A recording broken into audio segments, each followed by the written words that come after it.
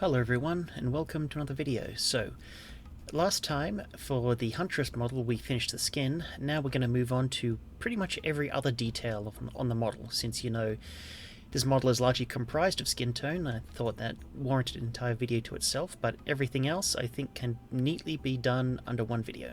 So to start with, we're going to do the Huntress's cloak.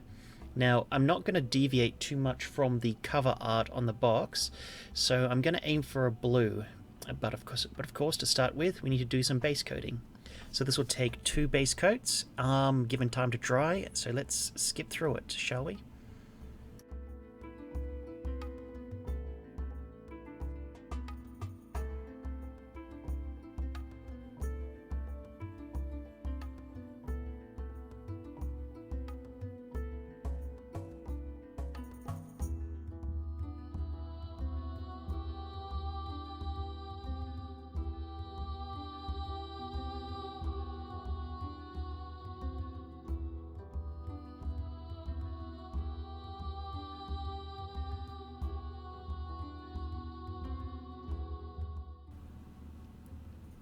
Okay, so while that's drying, I'm going to go ahead and make a start on the leather. So I did do a bit of experimentation on this and tried out a couple of different colours. So the first colour I tried out was tan, just to see how it looked. I had a few going in my head, but yeah. So one thing I do remember about this, it didn't take long just to notice that the colour was definitely way too light for my taste, so I went straight to terracotta, which is, for a dark red leather, I think one of the best colours in the Vallejo game colour range. So again, like the cloak, we're going to get a base coat of 3 to 4 thin layers. So let's watch me do that.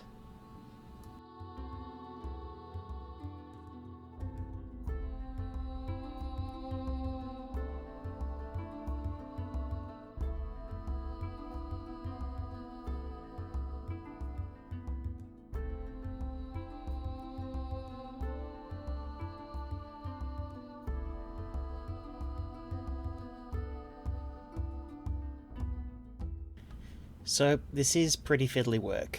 Like, as I'm proceeding, I'm trying to be careful to avoid getting any colour on the flesh tone. That is the problem with large models like this, is that you do have to really start to take care when you're doing larger surface areas, because the smallest imperfection is even more noticeable the larger the model, I find.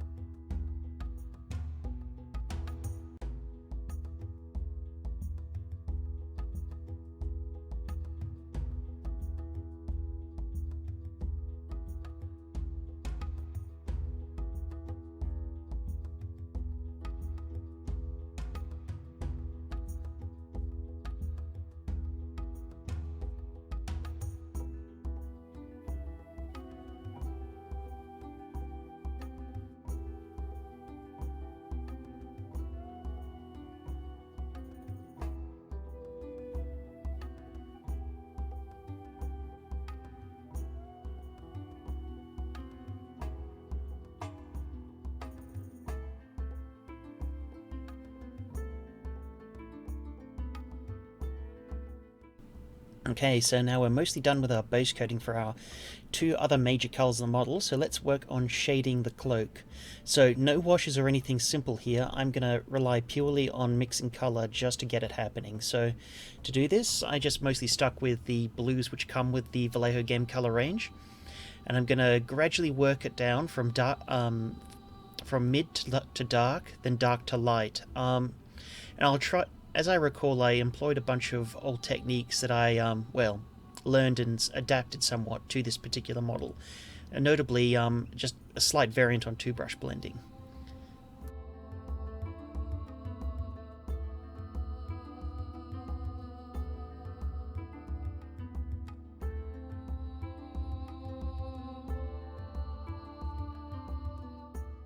So to start with, I'm going to start darkening all of the recesses with a mix of the base color, and I do believe that's just a darker shade of blue, probably Imperial Blue or something like that. And I'm going to keep gradually doing this, going down and down the I don't know what the term is, not saturation maybe, of color, until I finally reach my desired shade color. So yeah, I'm being pretty messy at this stage because we're going to clean up the mid-tones later on. And that would be our pure shade color going in there right now.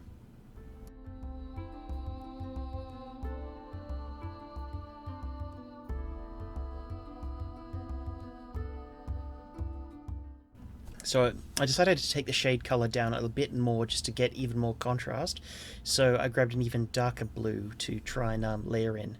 Actually, yeah, right there, I believe.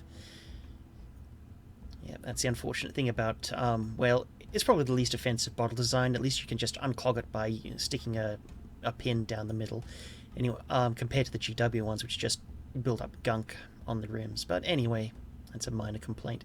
So yeah, just keep on painting it and trying to be a bit more selective about where that deepest shade color goes.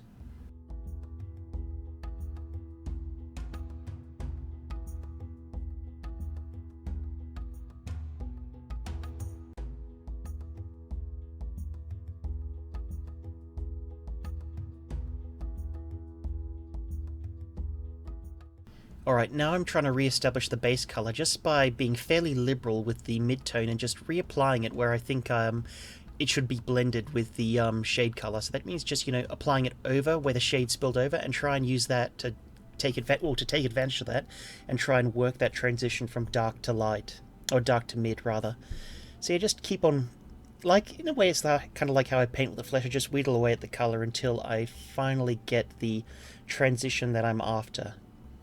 Nothing really more complicated than that. It's just playing with color at this point. And another thing I did fairly extensively, like, I should also mention I have thinned this color a lot, obviously, is that if I felt I'd overdone it, the paint's still wet, so what I do is I go back with a wet brush by quickly cleaning off my currently active brush, and just on that transition between from dark to light, trying to feather up the color to try and work that transition a bit more. Like I said, it's just a matter of playing with color, and in order to do that, you have to do it on the fly while the paint is drying, or more specifically, before the paint has finished drying.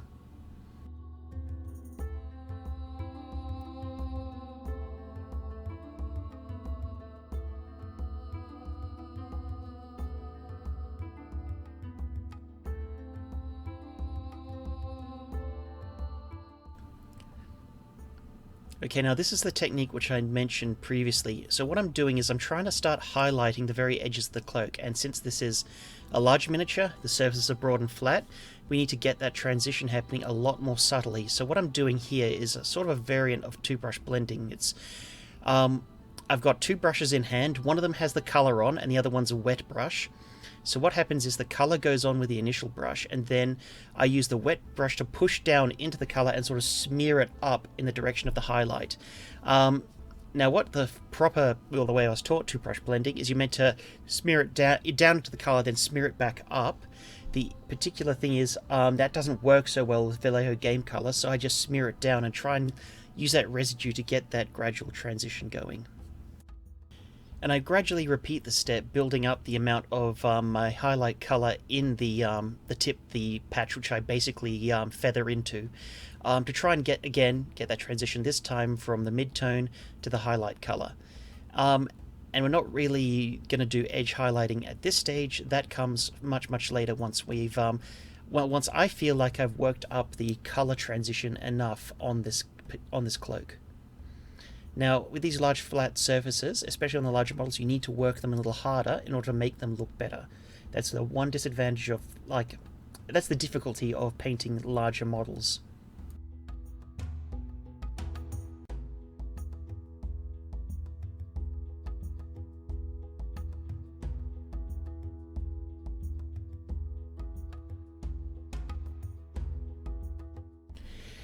And the advantage of this is the paint does dry fairly quickly, so basically I sort of work around the model in a circle, just constantly doing a bit, moving on, and working around, and when I come back, the area I worked on is already dried, so As you can see, I'm not really taking many breaks while doing this. I'm just playing with the color while I have it on the palette.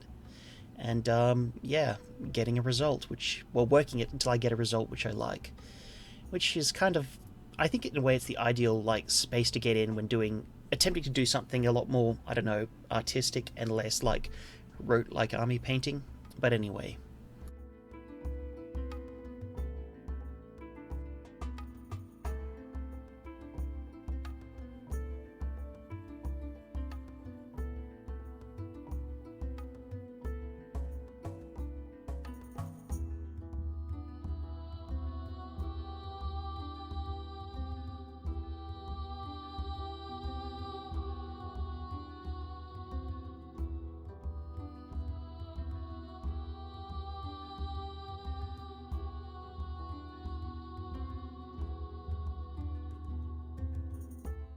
Alright, on to the final stage where we're just going to put an edge highlight over the sharpest creases. Now, this is just, basically reverting back to the usual GW standard kind of highlight the edges mentality. But all three things I think complement each other nicely, and in the end I was pretty happy with the final result of the cloak.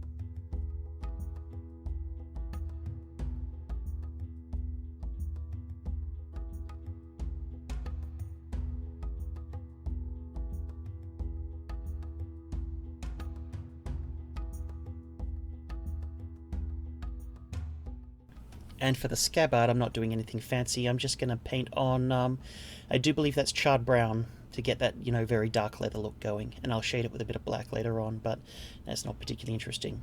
But what is interesting is I'm going to start shading the leather itself. So for that, I'm using a very thin glaze of charred brown, and I'm painting that into the deepest recesses. And I'm being fairly laissez-faire about it.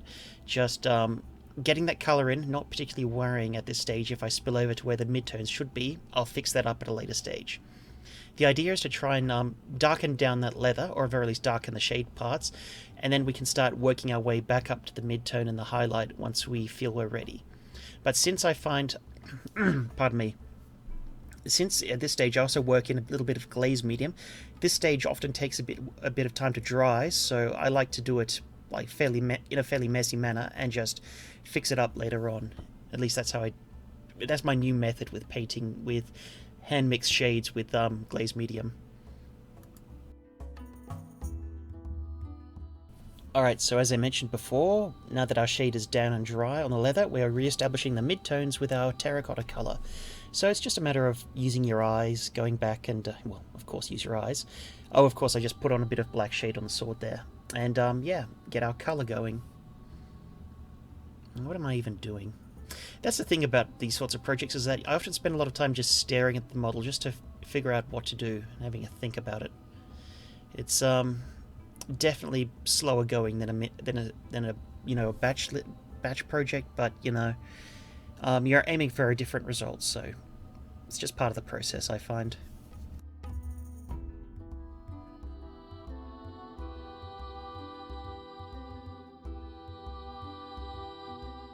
Alright, I lied. Now I'm re-establishing the midtone. So yeah, nothing much to really say about it. Just layer on the colour where you feel it looks the best. Start working your way towards where the highlights should be, and then yeah, just proceed from there.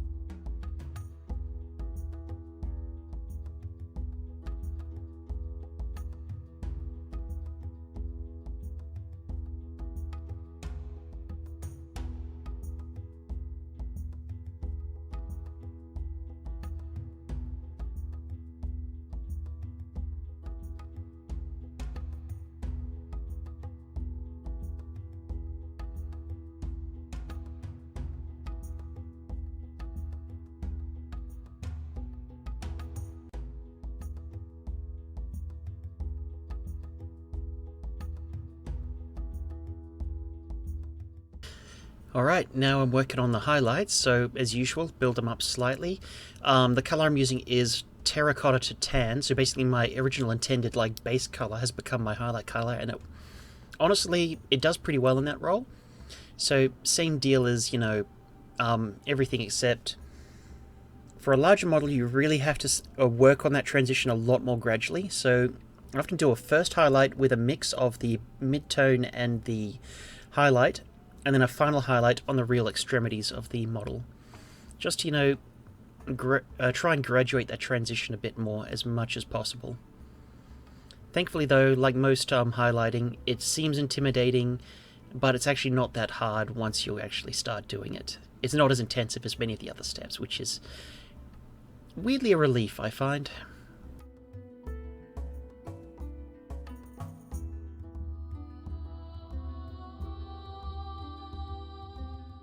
However, all that being said, I decided that the highlights were a bit too stark, and I ended up just glazing the mid-tone of terracotta over the entire lot again, just to try and hide that transition a little bit, or rather make the transition blend in a lot more. It's a little trick you can do if you ever find that you've overdone it with highlighting and it just doesn't look right.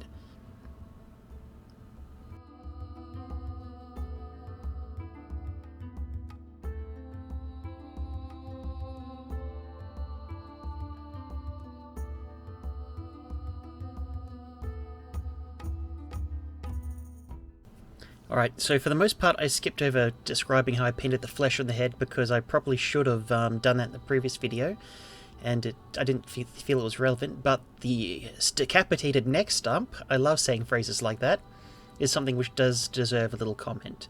So I didn't put too much effort into this because a lot of it is going to probably be hidden under technical effects.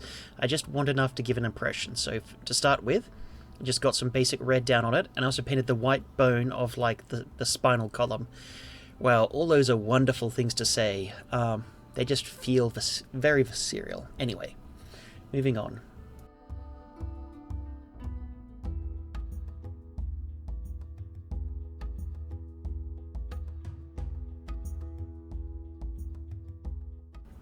So this is the hair. Now, as you can see, I initially tried to experiment with just a plain, like, tannish colour. That I didn't feel that worked. So in the end, the mix I settled on was a mixture of I believe it was Parasite Brown, that tanned colour, and a hint of red just to try and get some of that red going. So yeah, once that's done, just kept on applying base coats until it was even, about 2 to 3 layers.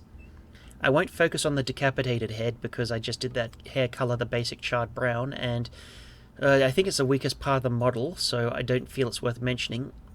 I am planning to do a final video once I attach the head to the body, and I start to unify the model and fix up all of the details and make sure everything looks good together.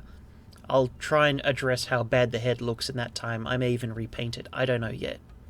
We'll see how it goes. Anyway, let's skip past the base coating and get to something more interesting.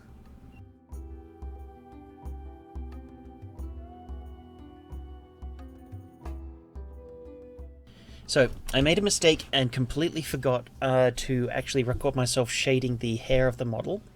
So the colour I'm using is charred brown, and I'm also shading the hair on the severed head just with black because because charred brown was my base and black is an even darker colour. So you get the idea of how shades work at this point. I'd be very disappointed in you if you have been watching me for this long and you don't.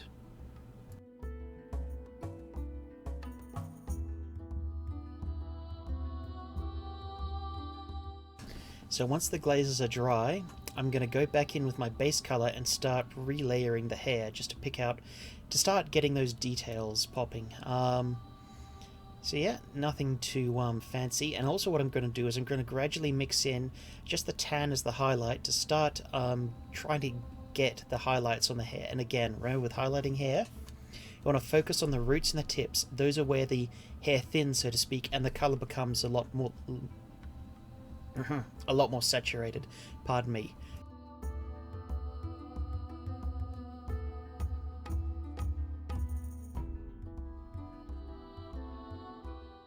So you can see I'm being very sparing with the colour, just tapping it a little bit where it needs to go, and just, seeing how it plays out.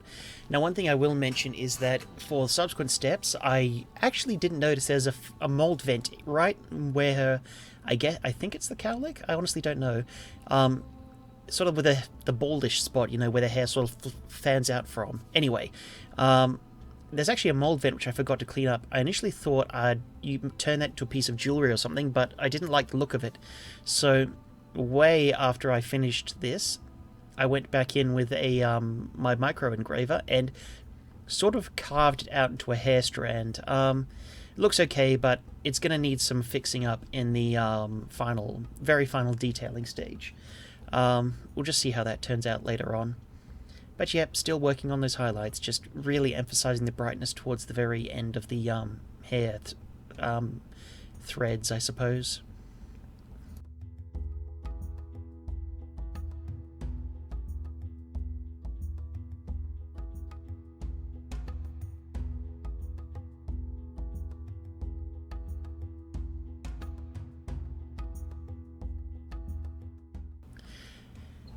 I also went back in and did some more work on the lips because I thought they weren't quite as, how should I say this?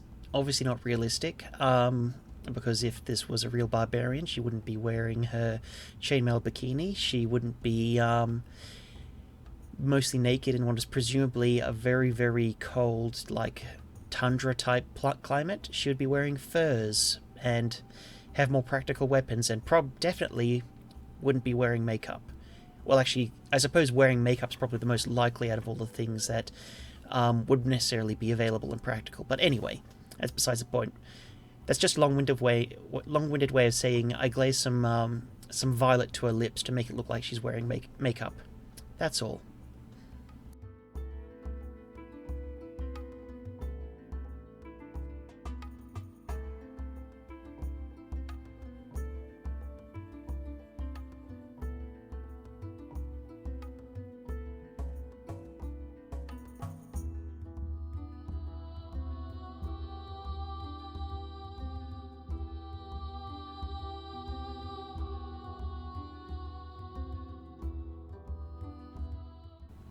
And of course, we're just going to start highlighting the hair on the severed head in pretty much the same manner, but obviously far less interesting. Anyway, moving right along.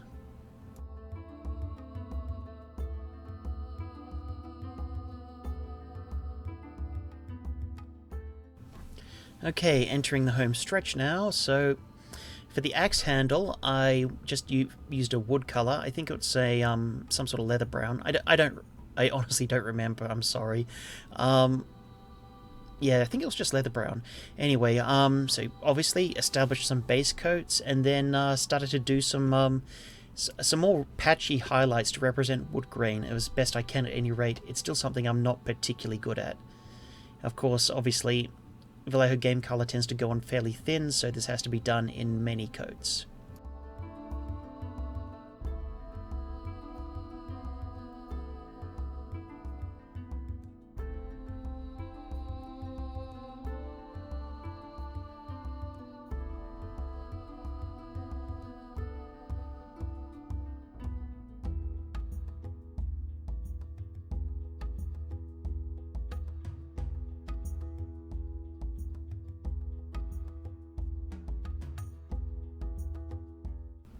So one final detail, still technically waiting for the wood to dry as well, are the bits of string that hold a ridiculous outfit together. So I just painted these wolf grey and then did a shade with black glaze. Black with glaze medium mixed in. For this thing, there's no real way around it. You're going to need to have a very steady hand and a very fine brush. If you are saving a Winsor & Newton for a special occasion, this would be the time to use it.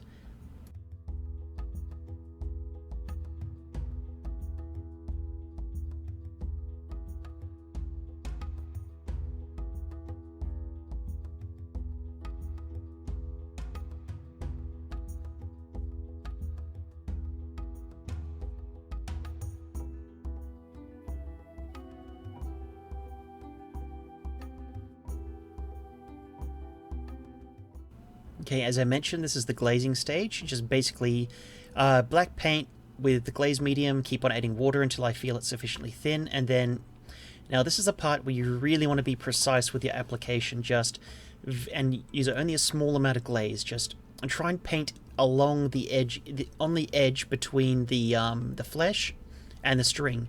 You don't want to do too much of this, otherwise it will really not look natural against the skin. This needs to be minuscule, almost to the point where it's barely there. And so yeah, once that's done, let it dry, and then you've shaded these ridiculously small, barely there components on the model. This is, yeah, the kind of thing which will really test you how steady your hand is as a painter.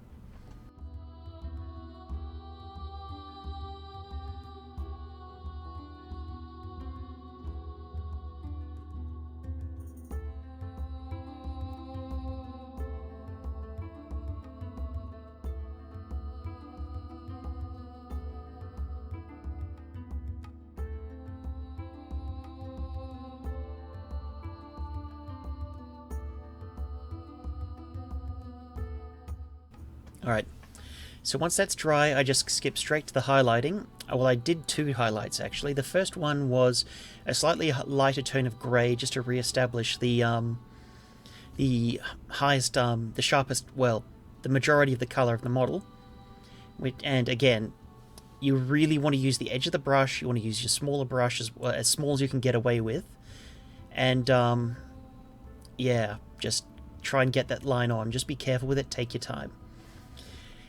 On the topic of using very small brushes, the disadvantage of a small brush is that it's really, really likely that the paint will dry on the brush as you're working. So a general rule of thumb for painting is try and use the largest brush you can get away with. But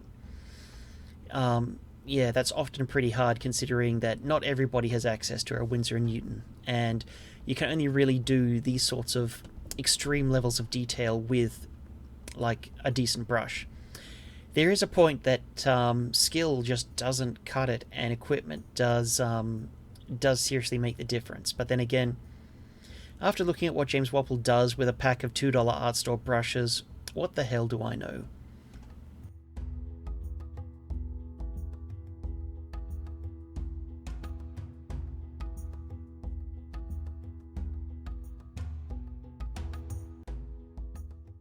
And of course, I put on my final highlights with, what is it, just dead white on the strings, just on the very sharpest creases where the most light would be. Anyway, moving on. I don't really remember what I'm doing here. Oh yeah, okay, I'm trying to figure out how to highlight the wood. So to start with, I'm just mixing up a lighter shade and starting to pick out the places where I think the highlights should go.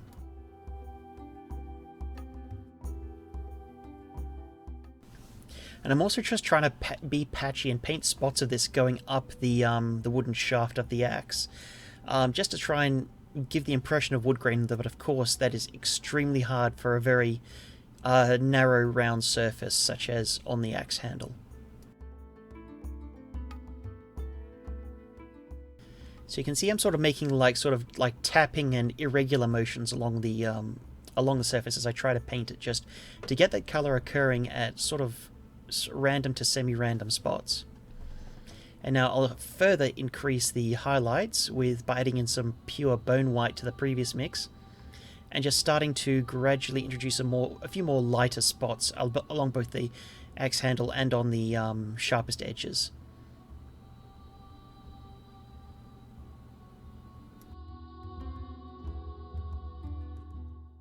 Now, in the end, I decided to repaint those little flared bits near the head of the axe, because it turns out, after looking again at the reference, those were probably metal. So a lot of this work got redone anyway. But for the most part, the actual wood of the axe remained intact.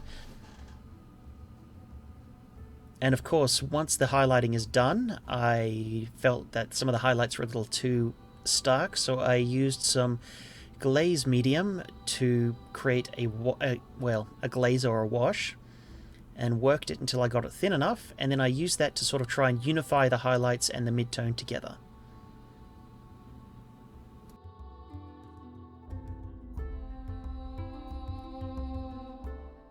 And of course I just did a fairly low effort job on the actual leather or cloth wrapping of the sword handle, though I might redo that in later stages of this project.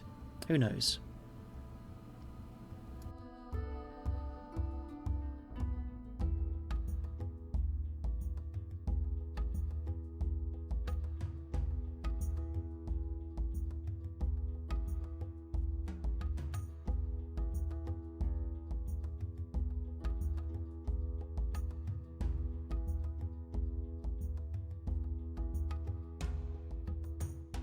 So there's not an earthquake. I don't really remember what I'm doing right now. I'm sorry. Well, what I was doing then.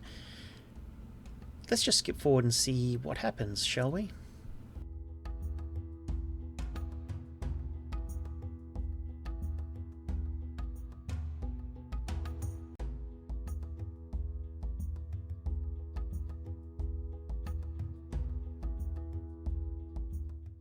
Okay, so this is just putting some shading on the sword grip, just to, try and give some depth to that terracotta, which is the same leather color as everything else in the model. Just to give it some color. Anyway, it's looking like we're pretty much approaching the end of this particular stage. There really is not much to do else apart from the metals, which is, like the final and third most common, for lack of a better word, area on the model.